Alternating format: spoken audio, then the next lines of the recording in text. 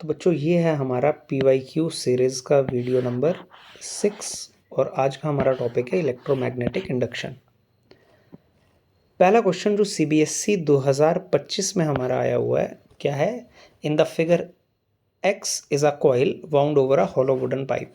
ठीक है, डायग्राम हमारे पास दिया हुआ है। A permanent magnet is pushed at a constant speed v from the right into the pipe and it comes out at the left end of the pipe. During the entry and exit of the magnet, the current in the wire YZ will be from induced current का direction निकालना है। हमारे पास diagram दी गई है clearly. पहले क्या कर रहा है, पहले देखो मैग्नेट एंटर कर रहा है। अच्छा, मैग्नेट जब एंटर कर रहा है तो आपके पास ये मैग्नेट एंट्री हो रही है, नॉर्थ पोल है मान लो, इधर साउथ है, तो एंटर कर रहा है मैग्नेट। तो हमें पता है क्या होता है, एंटर करेगा तो मैग्नेटिक फ्लक्स इंक्रीज होगा या मैग्नेटिक फील्ड इंक्रीज होगा। जैसे जैसे मैग्नेट कॉइल के पास आता है, हमें पता है फैराडे लेंजेस लॉ डायरेक्शन देता है, और फैराडे लॉ जब भी हमारे पास मैग्नेटिक फ्लक्स की वैल्यू किसी कॉइल के पास चेंज होती है तो उसमें इंड्यूस्ड करंट पैदा होता है। तो अब यहाँ पर क्या है, यहाँ पर केस ये है कि आपके पास मैग्नेटिक फ्लक्स इंक्रीज कर रहा है, और लेंज लॉ क्या कहता है कि मैग्नेटिक फ्लक्स जब इंक्रीज करे तो इंड्यूस्ड करंट कुछ ऐसे प्रोड्यूस होता है कि वो अपने कॉज को अपोज करे, माने इंक्रीजिंग मैग्नेटिक फ्लक्स को डिक्रीज कराए या इंक्रीजिंग फील्ड को डिक्रीज कराए।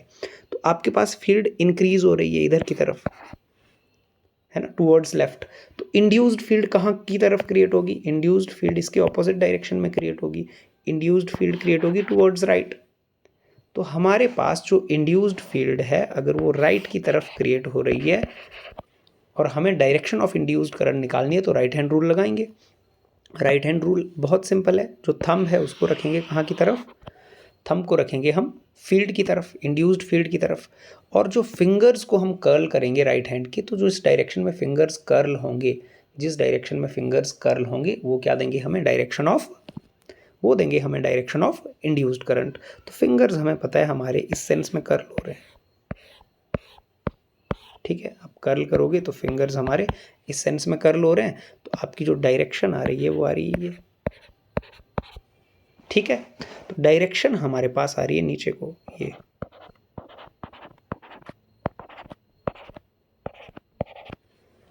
क्लियर। तो Z2Y एंट्री के टाइम तो डायरेक्शन आ रही है Z2Y, तो एंट्री के टाइम Z2Y, तो A नहीं हो सकता, C नहीं हो सकता, B या D हो सकता है। इसके बाद हम देखते हैं एग्जिट के लिए। देखो एग्जिट के लिए देखते हैं।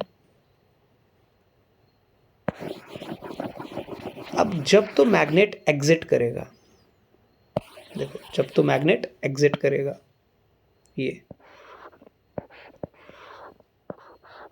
इधर हो गया नॉर्थ, इधर हो गया साउथ, तो फील्ड आपकी क्या हो गई, ये लीव कर रही है, डिक्रीज हो रही है। अच्छा, फील्ड डिक्रीज हो रही है माने फ्लक्स भी डिक्रीज हो रहा है। अब इस टाइम पे क्या हो रहा है, फ्लक्स डिक्रीज हो रहा है, मैग्नेट दूर जा रहा है तो मैग्नेटिक फ्लक्स डिक्रीज हो रहा है। तो इंड्यूस्ड, देखो मैग्नेटिक फ्लक्स डिक्रीज हो रहा है इस सेंस में, इधर को डायरेक्शन ये है,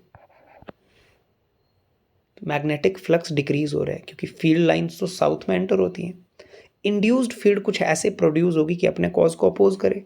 अब डिक्रीजिंग चीज़ को अपोज करना है, डिक्रीजिंग चीज़ को अपोज करने का मतलब है कि क्या होगा, इंड्यूस्ड फील्ड कुछ ऐसे प्रोड्यूस हो कि इसको बढ़ाए, इसकी वैल्यू को इंक्रीज कराए। तो इंड्यूस्ड फील्ड अपनी प्रोड्यूस कैसे होगी, इसको सपोर्टिंग डायरेक्शन में, इसको सपोर्ट कैसे करेगी, इसी के डायरेक्शन में प्रोड्यूस होके। तो इंड्यूस्ड फील्ड इधर की तरफ बनेगी। अब ये इंड्यूस्ड फील्ड बन रही है इधर की तरफ।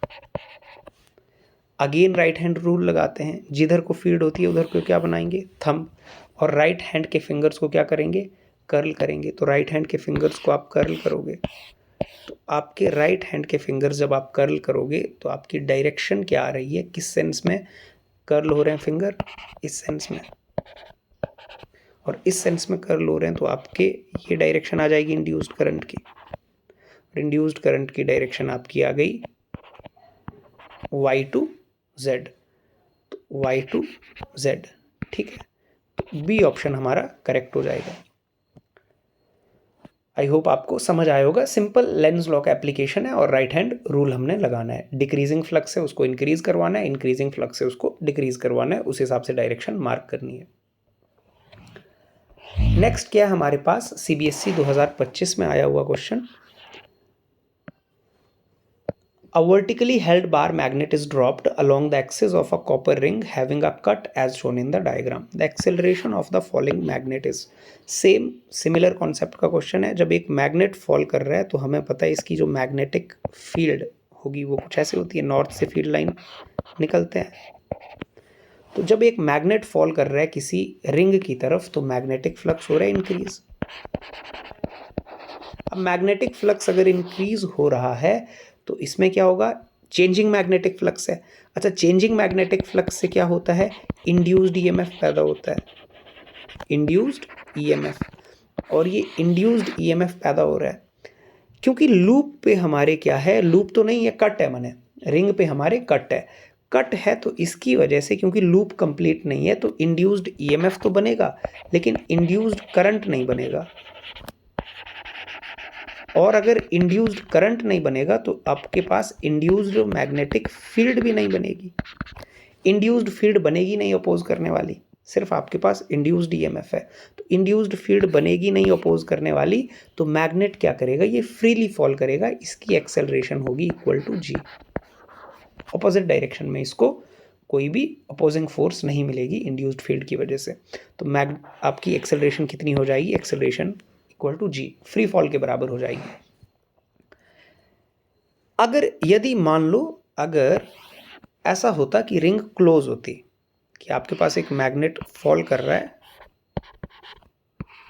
और रिंग जो है नीचे बनी हुई ये क्लोज रिंग है, तो यदि ये रिंग क्लोज होती तो फिर उस तरह के केस में क्या हो जाता, उस तरह के केस में आपको पता है ये फ्लक्स मान लो इंक्रीज कर रहा है तो मैग्नेटिक फील्ड इंक्रीज कर रही है, तो इंड्यूस्ड करंट कुछ ऐसे प्रोड्यूस होता कि वो अपोजिट डायरेक्शन में इंड्यूस्ड फील्ड क्रिएट करता, अपोजिट डायरेक्शन में इंड्यूस्ड फील्ड क्रिएट करता, तो ऐसे केस में एक्सेलरेशन आती लेस देन जी। ठीक है, यदि रिंग क्लोज होती तो क्लियर। तो ऐसे केस में फिर उसमें कुछ करंट भी फ्लो करता कि हम फील्ड की डायरेक्शन में थंब रखते ऊपर की तरफ और फिंगर्स को कर्ल कर देते जिस डायरेक्शन में, तो उस सेंस में करंट भी फ्लो करता।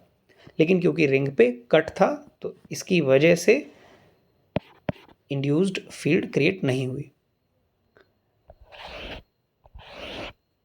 नेक्स्ट जो हमारे पास है क्वेश्चन आया हुआ सीबीएसई 2023 में। Figure shows a rectangular conductor PSRQ in which movable arm PQ has a resistance R and resistance of PSRQ is negligible. The magnitude of induced EMF when PQ is moved with a velocity V. ठीक है, diagram में हमें clearly दिया हुआ है कि PQ move कर रहा है, देखो वेलोसिटी V के साथ लेफ्ट की तरफ, तो PQ मूव कर रहा है और बाकी तो फ्रेम है सपोर्टिंग। तो हमें कह रहा है कि जो इंड्यूस्ड ईएमएफ है, इंड्यूस्ड ईएमएफ क्या होता है ऐसे केस में, स्टैंडर्ड हमारे पास मोशनल ईएमएफ की डेरिवेशन आपने की होगी वीएलवी। बी मैग्नेटिक फील्ड जो कि यूनिफॉर्म है, एल लेंथ ऑफ कंडक्टर माने पीक्यू की जो लेंथ है, ये लेंथ क्या है इस कंडक्टर की, एंड वी क्या होती है किस स्पीड से मूव कर रहा है। तो magnitude of induced EMF in तीन चीज़ों पे डिपेंड करता है, बी, एल और वी पे। अब ऑप्शंस क्या हैं, बी पे डिपेंड करता है, वी पे डिपेंड करता है, रेजिस्टेंस पे डिपेंड नहीं करता है, लेंथ पे डिपेंड करता है, does not depend on resistance. Next हमारे पास है सीबीएसई 2025-26 के सैम्पल पेपर। इस साल का जो सैम्पल पेपर है उसमें ये क्वेश्चन आया हुआ है, two small identical magnets are allowed to fall freely, one through a vertical solenoid of 20 meter made up of copper, another through air through the same vertical distance. The time taken by the two magnets. तो अगर किसी magnet को देखो air में drop करें, air में drop करें, अगर किसी भी मैग्नेट को अगर एयर में ड्रॉप करते हैं तो ये तो फ्री फॉल करेगा, एक्सेलरेशन होगी ग्रेविटी के बराबर। लेकिन यदि हम किसी मैग्नेट को फ्री फॉल करवाएं किसी सोलेनॉइड के थ्रू, कोई सोलेनॉइड है जिसके थ्रू हम मैग्नेट को फ्री फॉल करवा रहे हैं, ये मान लो सोलेनॉइड है, ठीक है, कुछ इसकी लेंथ दी है जो भी, इसके थ्रू यदि हम इसको फ्री फॉल करवा रहे हैं ये आगे बढ़ रहा है, ये नीचे की तरफ, ठीक है। तो ऐसे केस में क्या होगा कि ऐसे केस में इंड्यूस्ड करंट पैदा होगा सोलेनॉइड में।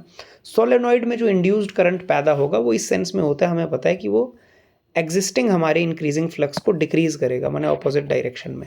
इसकी वजह से इसकी एक्सेलरेशन क्या होगी, इसकी एक्सेलरेशन होगी लेस देन जी। एक्सेलरेशन लेस देन जी माने इस पर एक अपोजिंग फोर्स लगेगा और इसकी वजह से ये स्लोली फॉल करेगा। और अगर स्लोली फॉल करेगा तो ये लार्ज टाइम लेगा। मान लो इसको लगता है टाइम t1 और इसको लगता है टाइम t2, तो t1 is greater than t2। Free fall में टाइम ज़्यादा लगेगा और सोलेनॉइड के फ्री फॉल में टाइम कम लगेगा और सोलेनॉइड के थ्रू टाइम ज़्यादा लगेगा, क्योंकि एक अपोजिंग डायरेक्शन में फोर्स मिल रही है जिसकी वजह से एक्सेलरेशन रिड्यूस हो रही है। किसकी वजह से, इंड्यूस्ड फील्ड की वजह से। तो सेम तो नहीं रहेगा, more for the magnet falling in air नहीं, more for the magnet falling through the solenoid. Solenoid के थ्रू फॉल करने वाले मैग्नेट के लिए ज़्यादा टाइम लगेगा। Clear?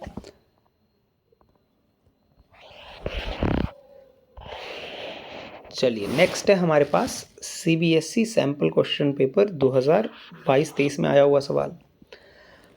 A rectangular, a square, a circular and an elliptical loop all in the XY plane are moving out of a uniform magnetic field with a constant velocity VI cap. सारे positive x direction में move कर रहे हैं constant velocity से। The magnetic field is directed along the negative z axis. The induced EMF during the passage of these loops out of the field region will not remain constant for। तो आपके पास field है negative z direction में। Negative z direction को हम cross से represent कर सकते हैं, ठीक है। पॉजिटिव z होता तो डॉट से रिप्रेजेंट करते, मैंने इनटू द प्लेन। तो आपके पास कुछ इस तरह से फील्ड है, देखो हम इसको सिंपली ऐसे समझ सकते हैं।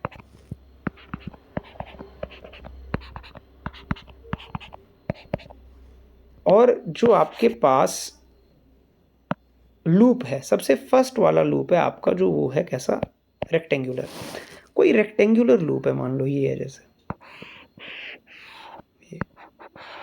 जब ये फील्ड से बाहर निकलने लगेगा, आउट ऑफ द फील्ड जाएगा, v वेलोसिटी से जा रहा है इधर x डायरेक्शन में, फील्ड से बाहर निकलेगा तो देखो इंड्यूस्ड ईएमएफ आपको पता है, जो भी आपके पास इंड्यूस्ड ईएमएफ है। इंड्यूस्ड ईएमएफ क्या होता है basically, what is induced EMF, इसका मैग्नीट्यूड हमारे पास होता है d∅dt, फैराडे लॉ से। और फील्ड तो क्योंकि कांस्टेंट है भाई, फील्ड आपके पास ऐसे तो फिक्स है फील्ड, तो आप इसको ऐसे भी लिख सकते हो, क्योंकि फ्लक्स हमें पता है, हम इसको ऐसे भी लिख सकते हैं, it is dBA divided by dt। Magnetic field constant है तो इट इज बेसिकली dA/dt। तो it all depends on rate of change of area. जिसके लिए rate of change of area constant होगा वहाँ के लिए तो कांस्टेंट फ्लक्स होगा, कांस्टेंट इंड्यूस्ड ईएमएफ होगा, और जिसके लिए ये rate of change of area क्या होगा, कांस्टेंट नहीं होगा, उसके लिए ये कांस्टेंट नहीं होगा। हमें क्लियरली फिगर के शेप से पता लगता है कि जैसे देखो आपके पास रेक्टेंगल है, ये बिल्कुल सिमेट्रिकल फिगर है, इसका rate of change of area जो बाहर निकलता जाएगा, एरिया जो फील्ड से आउट होता जाएगा per unit time, rate of change of area ये तो बराबर निकलता जाएगा हर बार। ये इतना इतना एरिया मान लो लीव करता जा रहा है हर सेकंड पे। अगर मैं स्क्वायर भी इमेजिन करूं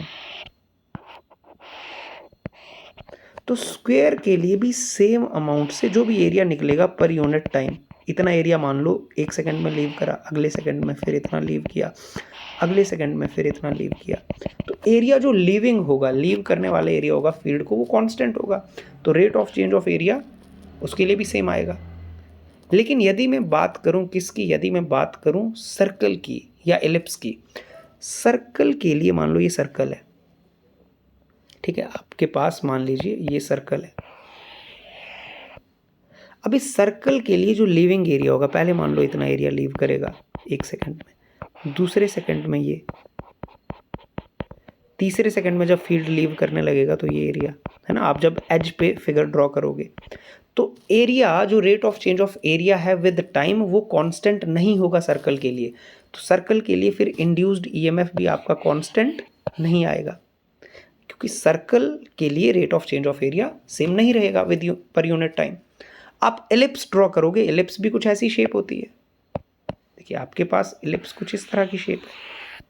अब इलिप्स के लिए मान लो पहले 1 सेकेंड में ये एरिया लीव हो गया फील्ड से, फिर इतना एरिया, ये कुछ अलग है, फिर ये एरिया।